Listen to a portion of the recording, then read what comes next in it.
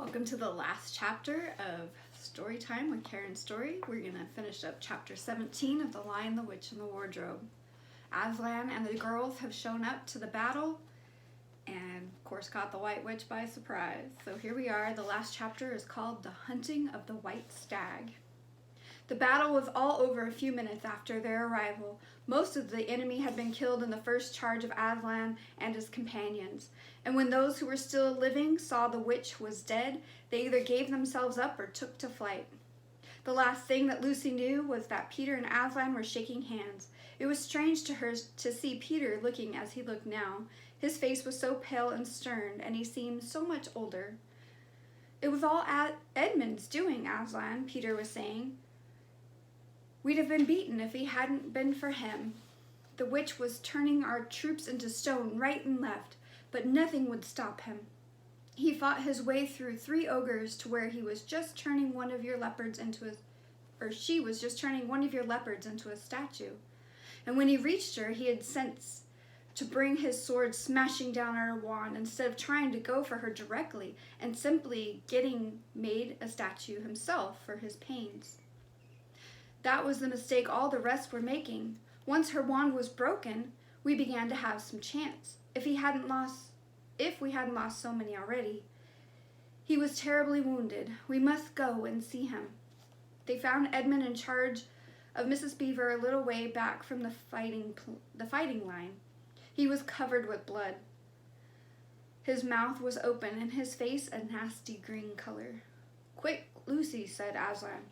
And then, almost for the first time, Lucy remembered the precious cordial that had been given her for a Christmas present.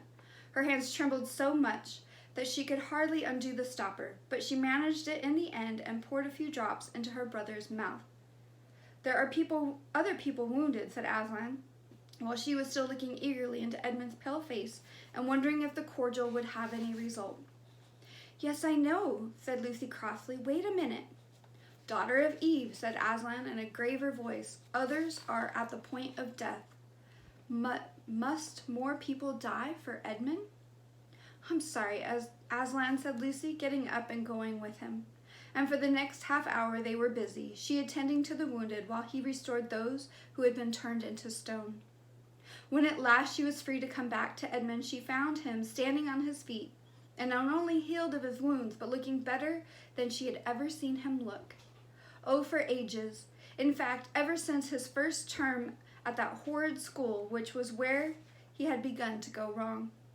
He had become his real old self again and could look you in the face. And there on the field of battle, Aslan made him a knight. "Does he know," whispered Lucy to Susan, "what Aslan did for him? Does he know what the arrangement with the witch really was?" "Hush, no, of course not," said Susan. "Oughtn't he to be told?" said Lucy. "Oh, surely not," said Susan. "It would be too awful for him. Think how he'd feel if you were he." "All the same, I think he ought to know," said Lucy, but at that moment she was interrupted.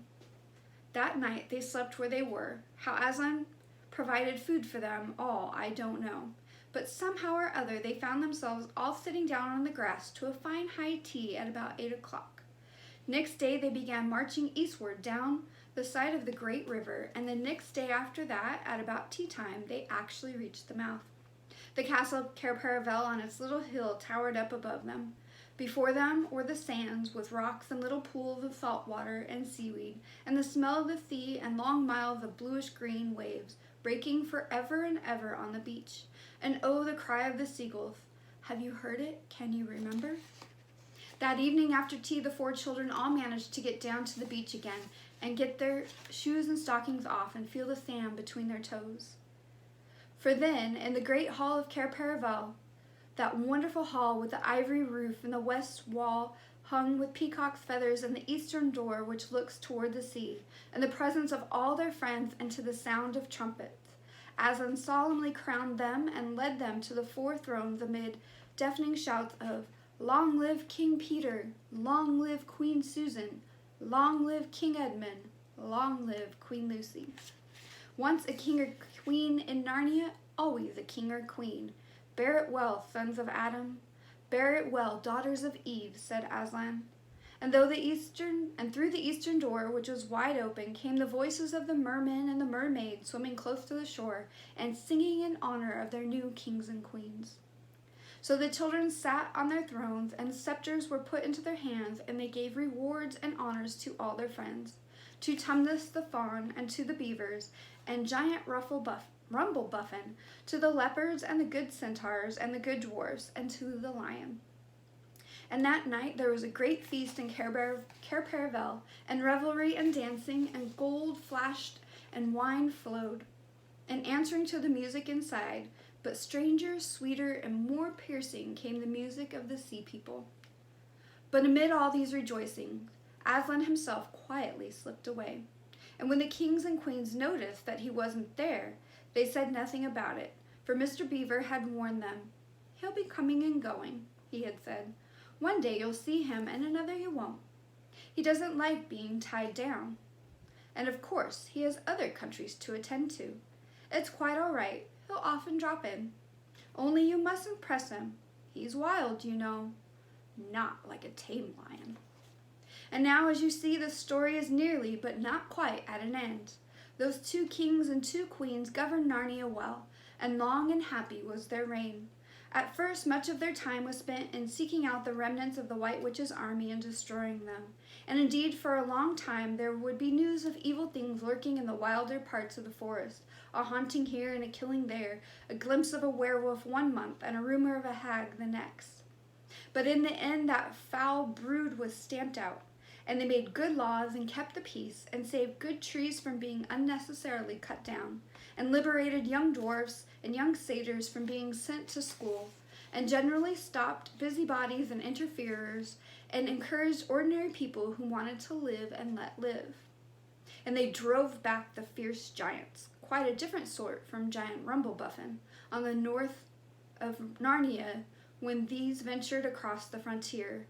And they entered into friendship and alliance with countries beyond the sea, and paid them visits of state and received visits of state from them. And they themselves grew and changed as the years passed over them. And Peter became a tall and deep-chested man and a great warrior, and he was called King Peter the Magnificent. And Susan grew into a tall and gracious woman with black hair that fell almost to her feet, and the kings of the countries beyond the sea began to send ambassadors asking for her hand in marriage. And she was called Susan the Gentle. Edmund was a graver and quieter man than Peter, and grew in counsel and judgment. He was called King Edmund the Just. But as for Lucy, she was always gay and golden-haired, and all princes in these parts desired her to be their queen, and her own people called her Queen Lucy the Valiant. So they lived in great joy, as if ever they remembered their life in this world, it was only as one remembers a dream.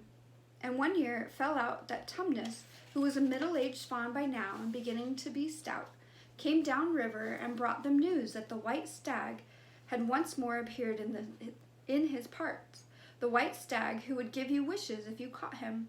So these 2 kings and 2 queens, with the principal members of their court, rode a-hunting with horns and hounds in the western woods to follow the white stag. And they had not hunted long before they had a sight of him.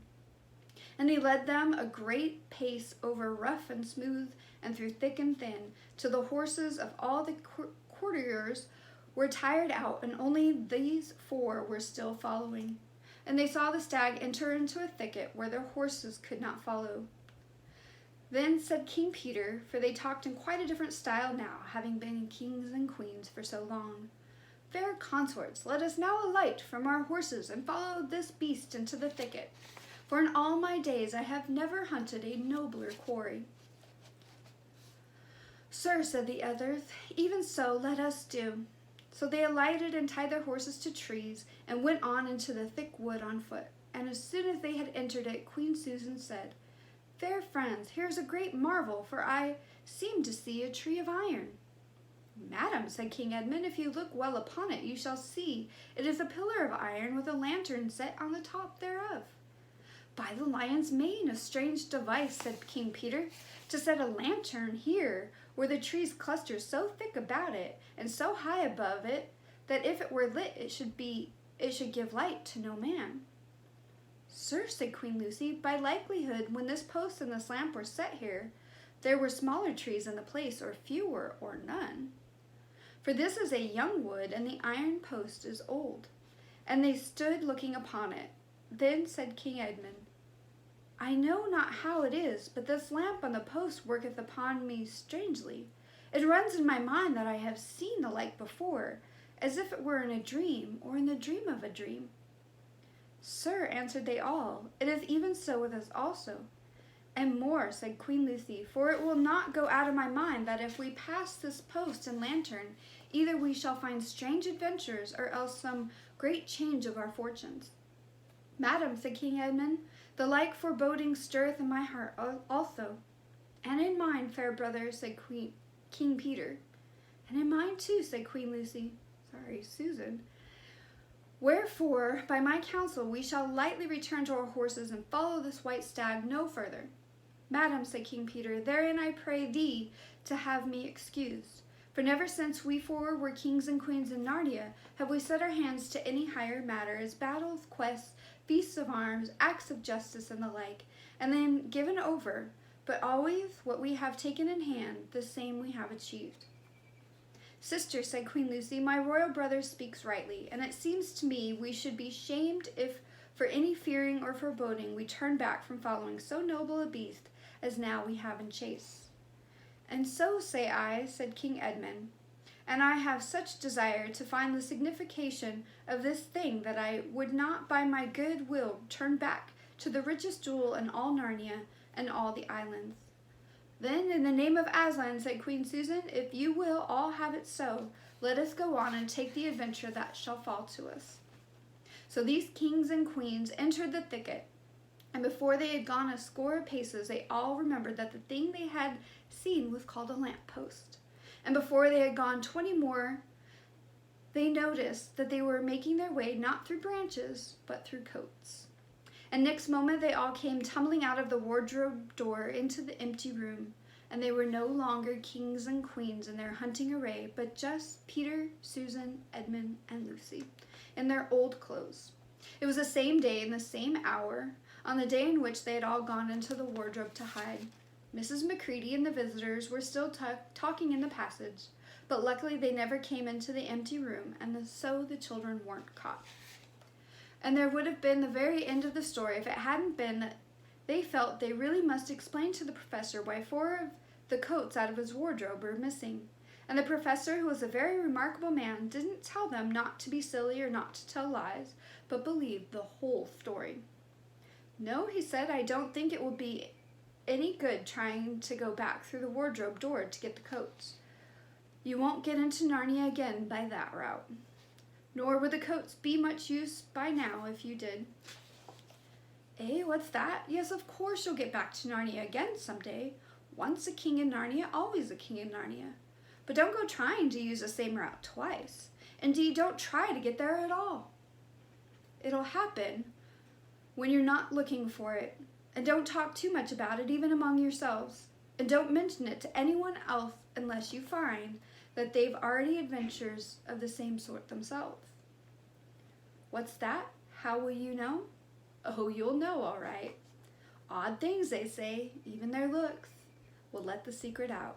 Keep your eyes open, bless me. What do they teach them at these schools? And that in the very end of the adventure of the wardrobe. But if the professor was right, it was only the beginning of the adventures in Narnia. Thank you for joining me.